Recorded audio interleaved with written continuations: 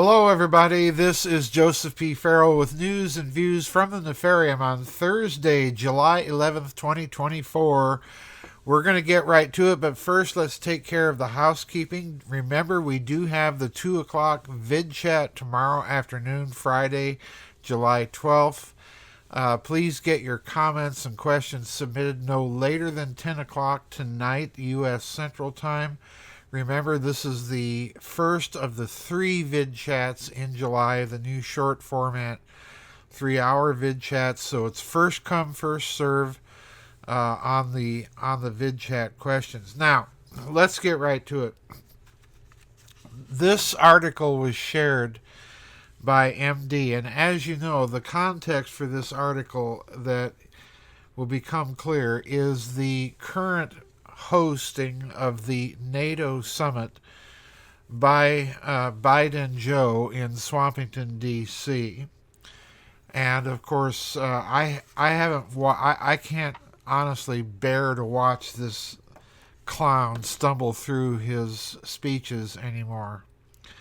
So I have not been watching any of the NATO summit, because it's at this point more or less predictable that in spite of the fact that basically the populations of the Ukraine, Russia, Europe, the United States don't want this war, the leadership is determined that we're going to have a war.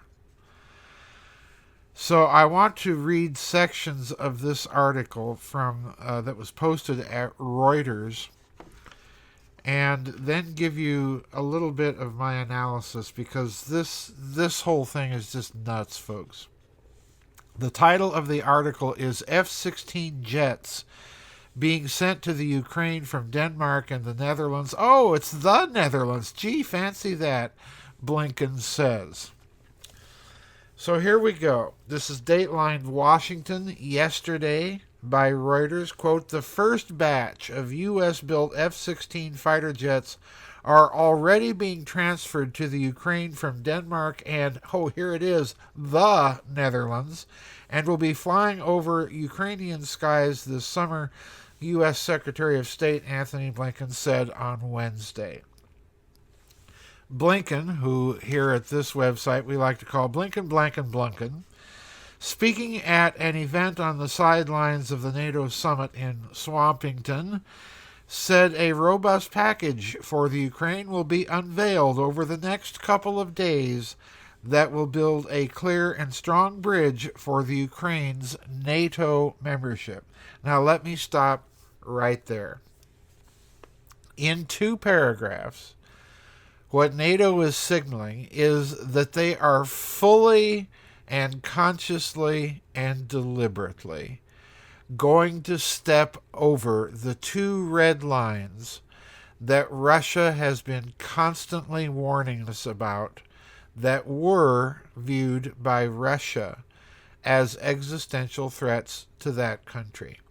The first red line is NATO membership, and the second red line, which has emerged recently, is transferring F-16 jets to the Ukraine. The reason being that the Russians know the F-16 can be outfitted to carry nuclear weapons.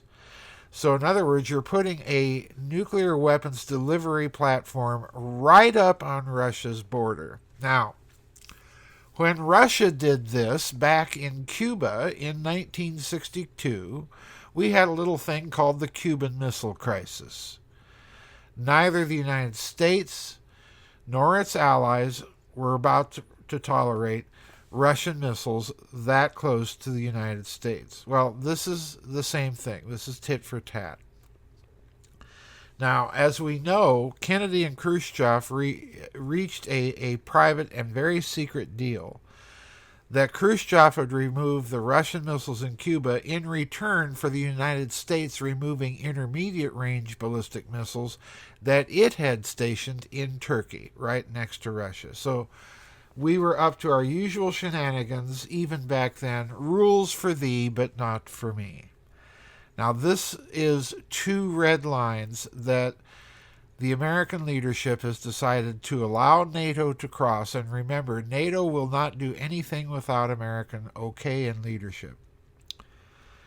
So it's those two red lines that are going to be the core of my response and analysis in just a minute. Continuing, I'm also pleased to announce that as we speak, the transfer of F-16 jets is underway, coming from Denmark, coming from the Netherlands, Blinken said, and those jets, this is continuing the quotation from Blinken, will be flying in the skies of the Ukraine this summer to make sure that the Ukraine can continue to effectively defend itself against the Russian aggression, unquote. F-16s have been on the Ukraine's wish list for a long time because of their destructive power and global availability. The fighter jet is equipped with 20mm cannon and can carry bombs, rockets, and missiles. Note the Reuters article is not telling you that it is capable of carrying nuclear weapons. Nice omission, Reuters. Way to go. Skipping a little further in the article, a joint statement from the leaders of the United States, Denmark, and the Netherlands said that the Danish and Dutch governments were in the process of donating American-made F-16s to the Ukraine.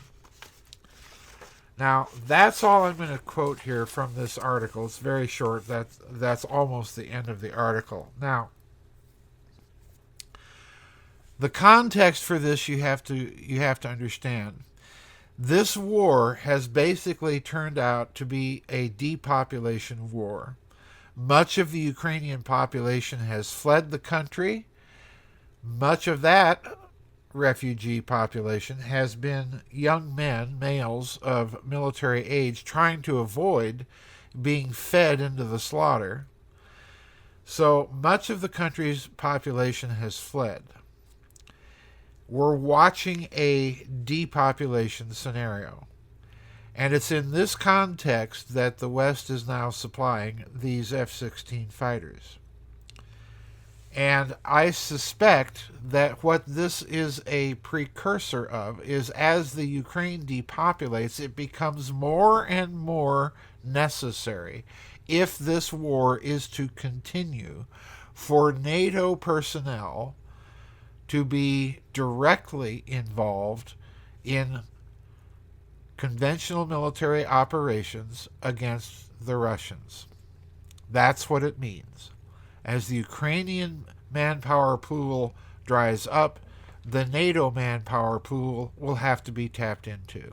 Now, this is going to come in the form of volunteers, mercenaries, and so on and so forth. In other words, trying to keep up the appearance that we are not sending actual military personnel into actual conventional operations. But I can safely predict that this is now going to be absolutely necessary if NATO wants to continue this war. So that means the chances for escalation of this war are ratcheted up dramatically. We've already seen the North Koreans sending their own quote-unquote volunteers to the Russian side. So this is going to continue. Now, I've noted that they are crossing two Russian red lines, and that Russia has been warning that if we stepped across them, they would have to respond. I do expect that we are going to see a response to these developments. I do. But I do not expect that this is going to come immediately, but rather will be ratcheted up after the American elections, because the Russians will want to know who they're dealing with. In any case, I suspect very strongly that those escalations are going to include what we've already seen happening in Western countries, the sudden explosions, the quote-unquote accidental explosions of ammunition-producing factories and plants. This has happened in the United Kingdom. It has happened in the United States at a couple points, and I believe, if my memory is serving correctly, that it happened recently to a German munitions plant. And we've seen those reports, intelligence reports, being aired in the Western media, that Western intelligence agencies are attributing much of this activity to increased Russian covert operations. Now, I suspect very strongly, I've been arguing for some time, that the Russian covert response to this escalation would eventually include actual targeting of Western leaders. This, I strongly suspect, might be the next step, but it's going to occur after the election. But I do suspect that this will be the next step of escalation, and there is a crucial thing to note here. This could be used by the deep state in the West itself to stage assassinations against political rivals, which they will then blame on Russia. So, in other words, I think there is a horrible chance, putting nothing past these people, that they might try to push Mr. Biden out of office that way and blame the Russians. So we are looking at a very nasty situation, and one in which the dubious political leadership of the West and their utter lack of any scruples or morality whatsoever give them almost an unlimited field of play. And this whole situation, as you can tell, I hope by my tone, alarms me immensely. So we will see what happens, but please remember, bear in mind what I'm suggesting here. If that scenario occurs in the West, I view it as extremely unlikely that this will have come from Russia, because I think the Russians are going to wait to take the next step in their horizontal escalation until after the American elections. So that's it for today's news and views from the Nefarium. Please remember to get your questions and comments in no later than 10 o'clock today. I am planning the vid chat tomorrow. It will be on time as usual. I'll be in the chat room a little early to make sure everything is functioning properly. Please remember to keep in mind that sometimes I am encountering technical difficulties, so I might be a little late, I might be a little early, but bear with me. But we are planning to have our vid chat on time as scheduled. So that's it, everybody. Bye-bye. God bless, and we'll see you on the flip side.